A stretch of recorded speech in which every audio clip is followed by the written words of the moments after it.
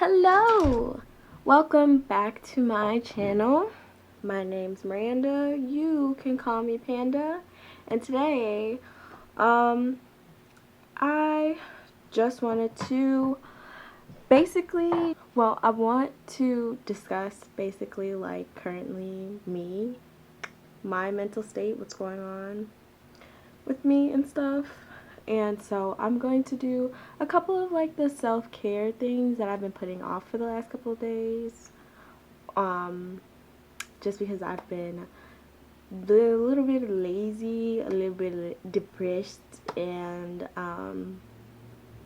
just doing them later, and I know I'm gonna let them get really bad and then I'm gonna feel bad about myself.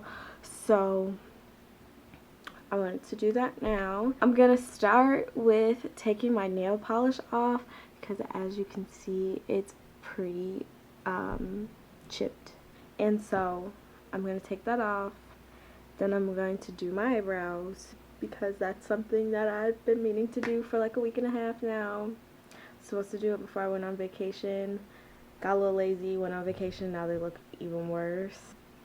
And then after I do my eyebrows, then I'll polish my nails. So let's get started. First and foremost, gotta get cotton balls. Don't look at my room, or do, who cares? I haven't cleaned it. Judge me if you want, but I don't care. So pretty much, like I said not too long ago, I was on vacation for like 5 days. Went to Atlanta. Do I have that nail file? What did I do with that nail file? What did I do with the nail file? Biscuits. It's somewhere. And now that I'm back, I feel like I'm just experiencing a little bit of post-vacation depression. So, you know, not too big, but still wanted to talk about it a little. Because I was really trying very hard to fight it. And like the first couple of days after coming back, I was just so exhausted. Like I was so tired. I didn't even feel like I had time to be depressed because I just wanted to sleep. I didn't really want to get out of bed. But not like depression, not wanting to get out of bed. Like literally like my body was just like, if you get out of this bed, we're going to sleep on the floor, like Sim style type thing. Those 2 days post vacation, those first 2 days post vacation, I was like ready to sleep at any time during the day. As soon as I woke up, a couple hours after I woke up, by lunch.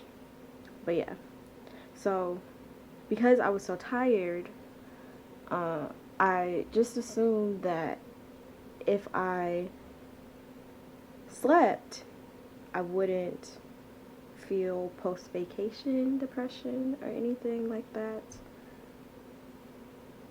But here I am. Yesterday was the worst day.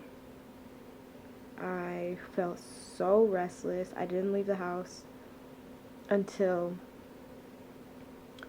the nighttime, which, you know, I really haven't done much this whole summer. So that was the first thing that I did majorly since the beginning of the summer. Go on vacation. So I feel like it really just hit me hard to have to be back in the house not doing anything again, because I just came off of 5 days of sightseeing and being in the sun and, you know, just enjoying myself thoroughly. Yeah, so really hit me hard, and I felt as if I was going crazy, to be honest. But it made me pick up a lot of the habits that I used to do when I was bored that would just occupy my time. I don't feel like I'm the type of person to get bored because I can entertain myself very easily. And so when I do actually feel bored, I never know what to do with myself. So when everything that typically entertains me doesn't work, then I just sit there and wonder why I'm still alive. No, I'm not making this to be whiny or anything, because I am very blessed to be able to have the option to do absolutely nothing with my summer, which makes me feel bad about myself having immediately the people around me having things to do on a daily basis and places to go and money to spend and stuff, and I'm just kind of sitting in the house wallowing. Makes me feel bad, makes me feel like I am not doing anything with my life, you know, even though I know I am, and I'm on the path to doing better things with my life. It's just hard to get out of my own head. Yeah, I have no clue where my nail file is. But to get out of my own head and, you know, rationalize that situation. My situation, not that situation. And so I went back to my therapist. I've been seeing him once every 2 weeks this summer, whereas last summer I was seeing him one time weekly. And it's not that I feel like I can't do it, it's just I struggle the most with relaying to other people how I feel, and that sometimes makes me stay completely in my head, totally in my head about what's going on with me. And then I start doing this thing where I can take the nail polish off my toes too. Where I start talking myself down from how serious maybe some of this stuff could be, which is not good, but I know I do it. It just sucks, especially when you kind of relapse, which I know that it happens in everybody's journey, everybody relapses, but it just sucks when you feel like you're doing so well and you're following what your therapist tells you so well and you're doing better and everything, to just fall into a rut, because it's never anything I necessarily do. Sometimes it is, but it's never anything, especially with this situation, post-vacation depression, it's not anything I did that caused me to feel bad about myself. I just do. So, I don't know. It sucks, but I'm getting through it. I am headed back to school soon, which I'm very excited about, but I am also extremely anxious about, and I don't know, just very mixed feelings. And even though I'm excited, I feel that all of my fears are outweighing that right now. So we'll see about that when I get back on campus. I'm trying to keep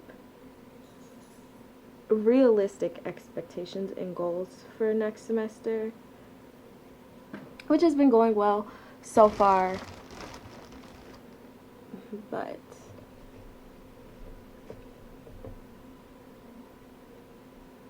the first couple months typically seem to go well, and then it starts getting cold outside and I feel like I lose who I am.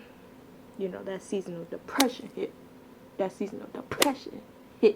But, you know, I have faith in myself to use the tools that I've learned in the last couple of years.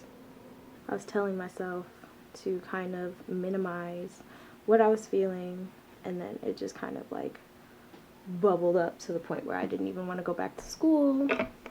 I had planned to take a semester off and whatnot, But I'm back, and I finished my first 2 semesters of my senior year, and now I'm on to my third, and I'll be done.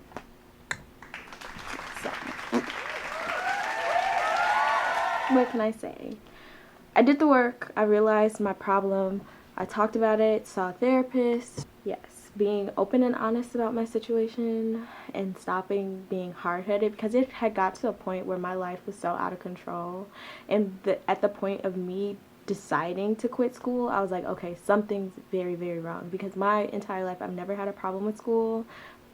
I've honestly always enjoyed school because I enjoy the structure of school.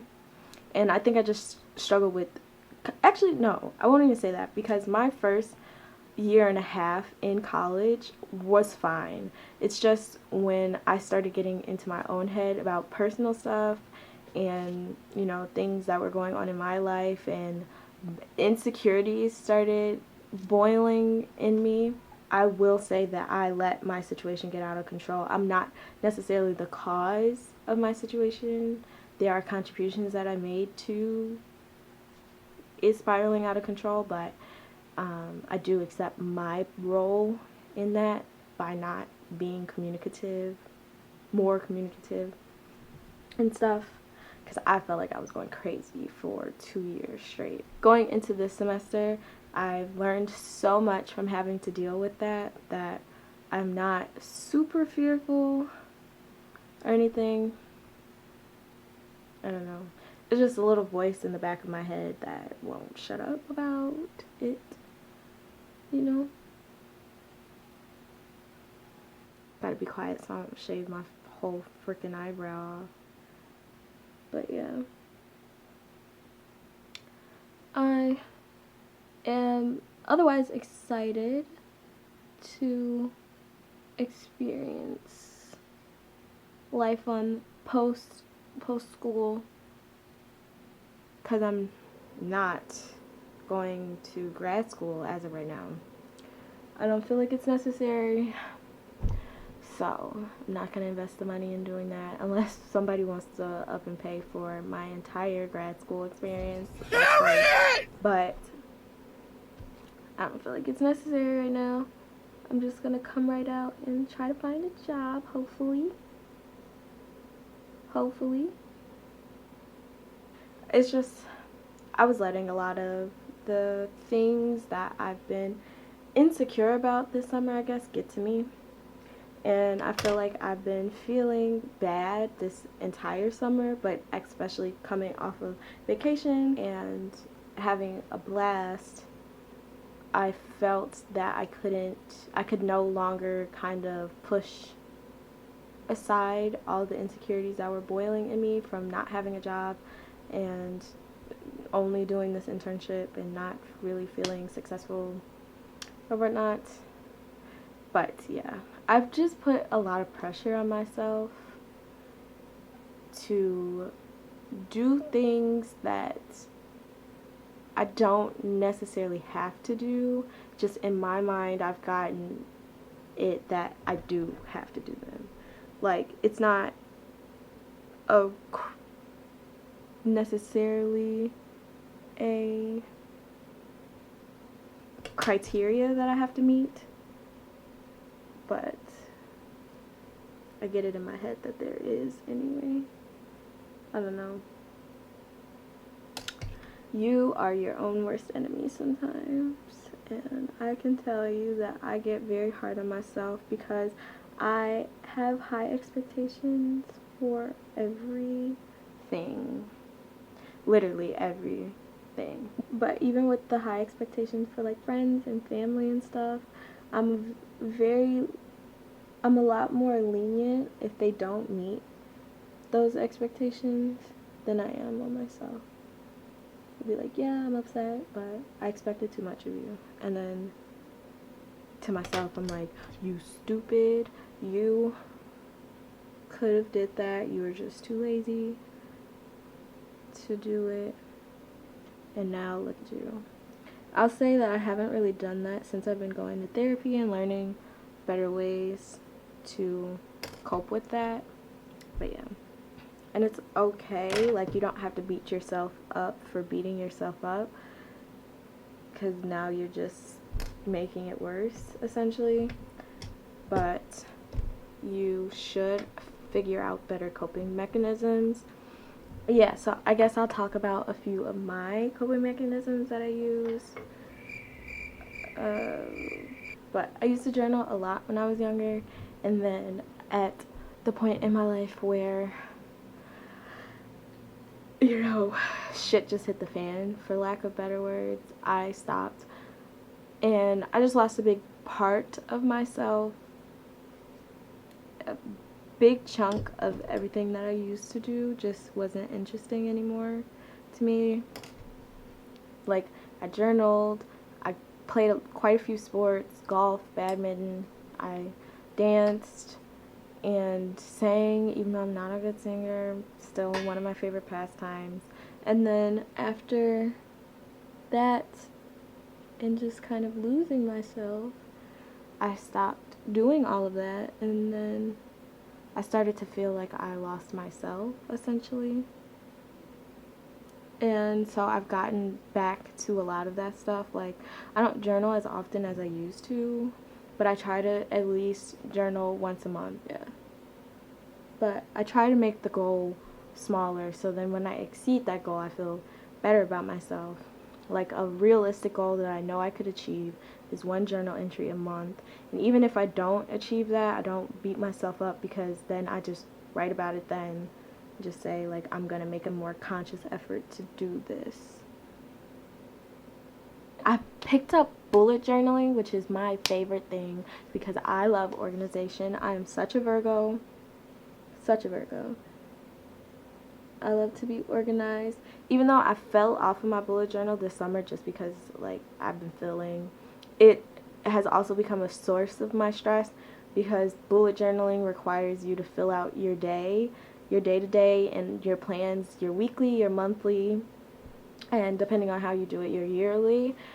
And so it just reminds me that I have nothing going on right now. So I haven't done it I finished June. I forced myself to finish the month of June, and I haven't really started July at all. I haven't even planned for it. I don't even know what kind of theme I want to do for it, but I need to do it because it does make me happy, and I'm an artist also, so it helps me channel my art, because often art is stressful to me because I have like a small business, whatever, so it gets stressful when I'm creating art for other people, and I feel that my bullet journal reminds me that it's okay to create art for myself and not just sell it and profit off of it and whatnot.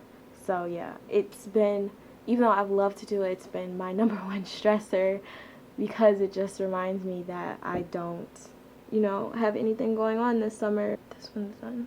Yeah. So let's move on to this one. Yeah. But yeah. Normal woes that people go through. I'm not saying that I'm special, because I feel that I am not doing well. And I hate that. I hate when people try to minimize what other people are going through. Because I'm not stupid. I understand that there are people in the world who are going through worse. I mean, immediately, right now in America, there's kids locked in cages. And I can only empathize with them. I've never been locked in a cage. I've never had to experience such trauma like that. So I can only empathize. I cannot relate. Because it's kind of hard when you're not immediately going through something to focus on that. And I'm not excusing people who just don't think about it at all. But it's like, in my 24 hours of my day, yes, I can fight for that, but I'm not going to negate that there are things going on in my life that make it hard for my day-to-day to be spectacular. And I can leverage that out and say, okay, I'm not going to quit because it can be worse, but I'm also not going to sit here and devalue what I'm going through because somebody else feels like it's stupid. Like, okay, without having any knowledge of how it feels to go through worse, You're not going to necessarily sit here and be like, oh my God, let me just pack it up and put it away. Because I was doing that and it didn't work. And it just made me more depressed. So, big pet peeve of mine for you to diminish somebody else's, because then it just is more incentive for them not to deal with it and to just pack it up and put it somewhere else and not deal with it, and then have it come out again later on in life and they're still ill-equipped to, handle that situation. Whereas they could have just dealt with it in that moment of feeling very vulnerable and feeling very unprepared for it, prepared themselves, so then years later when it comes back to haunt them, they can then essentially feel like, oh, this is chump change, I've been through this before. People are multidimensional. We can care about more things than just one thing at once. It's not like every day I'm just like, oh, I have to focus on the fact that I'm depressed and that's it. No, I focus on my depression, I focus on my internship, I focus on my family, I focus on my dog, I focus on everything that's currently going on in my life. It's just that some issues just seem to be a little bit more prevalent on a day-to-day basis than other ones. And so I gotta tackle those as they come, Number one thing, don't shave your eyebrow. I don't even know if I did this. They seem a little long on the sides here. So, should I just pluck them? See, this is where I go wrong.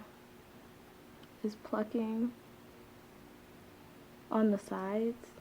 I feel like I always make my eyebrows too short on the side. They're too short or dummy long. But I don't know. I have weird eyebrows that I've learned to love, because they've honestly looked worse than this. This is probably the best shape that I've ever had them in.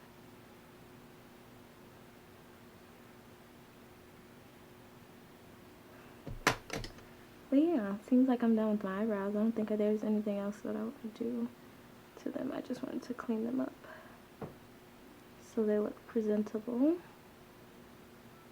Okay, so I just finished my eyebrows off camera, and then I decided on this orange color for my nails from Sally Hansen. Not a big orange fan, but let's try something new. I don't know if I'm going to polish all my nails on camera, but I didn't want to just leave it on the note for what I last said. I just wanted to say, I didn't make this video to be a complainer and just make it seem like, woe is me, I have the hardest life out there. But I've only lived my life and my hardships, so I don't necessarily have anything to compare them to, even though I understand that there is worse scenarios out there that I could be in, and I'm grateful that I'm not. I'm very, very, very, very, very overwhelmingly blessed to be in the situations that I am in, regardless of what has happened to me. But it's just the fact that, you gotta talk about the things that bother you, otherwise they're not gonna go away. They're just gonna fester, and you let them fester long enough and it's gonna erupt in a nasty way. And a lot of people who deal with depression deal with anger issues and whatnot. My sister's FaceTiming me. But yeah, so if you don't, it just festers, and eventually it'll boil into something. And in my situation, I turned into a person that I didn't even know anymore. Didn't know what I liked, couldn't tell you anything about me, because I just let certain stuff fester for so long that I became my coping mechanisms, my unhealthy coping mechanisms, and not who I truly was.